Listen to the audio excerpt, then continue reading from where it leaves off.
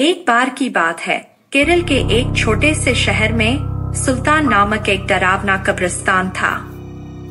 ऐसा कहा जाता था कि उस कब्रिस्तान में विभिन्न प्रकार के अलौकिक शक्तियां रहती थी। एक चांदनी रात को बिली, लूसी और रोहित, तीन दोस्त कब्रिस्तान के किनारे पर एकत्रित हुए।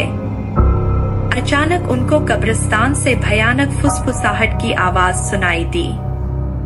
आवाज कहां से आ रही है यह देखने के लिए वे हाथ में टॉर्च लेकर सावधानी से कब्रिस्तान के गेट से अंदर घुसे। जैसे ही वे कब्रिस्तान में दाखिल हुए, हवा तेज चलने लगी। अचानक उन्होंने एक इंसान को एक मकबरे के पास टहलते हुए देखा। वो उदास और खोया हुआ दिखाई दिया, इसलिए बिली, लूसी और रोहित उसके पास आए और पूछा, कौन हो तुम और इतनी रात को यहाँ क्या कर रहे हो? तो उसने जवाब दिया कि मैं एक आत्मा हूँ और मेरा नाम अकबर है। अकबर ने उन्हें उस भयानक अभिशाप के बारे में बताया जो इस कब्रिस्तान के सभी आत्माओं को परेशान करता था। हर रात एक प्राचीन चुड़ैल जागती थी और कब्रिस्तान पर जादू करती थी और अकबर जैसी मासूम आत्माओं को अपने वश में कर लेती थी।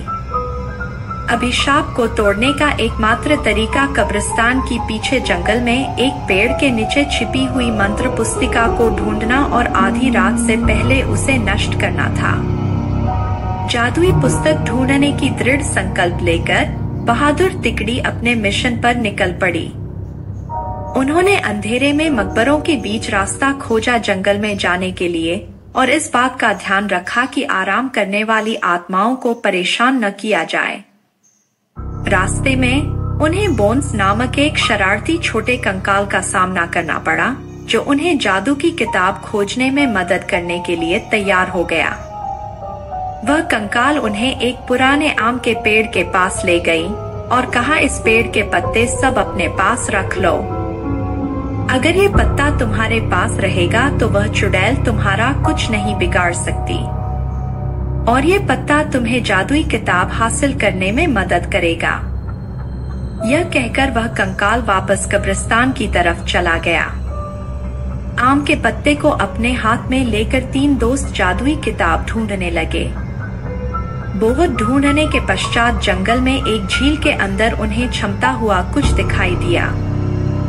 रोहित को तैरना आता था तो उसने झील के अंदर जाकर वह चमकता बॉक्स ले आया। जैसे ही आम के पत्ते को बॉक्स के ऊपर रखा, वैसे ही बॉक्स खुल गया और चमकती जादुई किताब बाहर निकल आई। आधी रात करीब आते ही वे तीनों अपने हाथों में जादू की किताब लेकर श्राप को तोड़ने के लिए कब्रिस्तान की तरफ बढ़े। कब्रिस्तान में आकर वे किताब को खोले और एक प्राचीन मंत्र का पाठ किया। मंत्र पाठ करते ही जमीन कांपने लगी और कब्रिस्तान में एक तेज रोशनी छा गई। वह चुड़ैल जाग गई और गुस्से में दिखाई दी, लेकिन उसकी शक्ति धीरे धीरे कमजोर हो रही थी।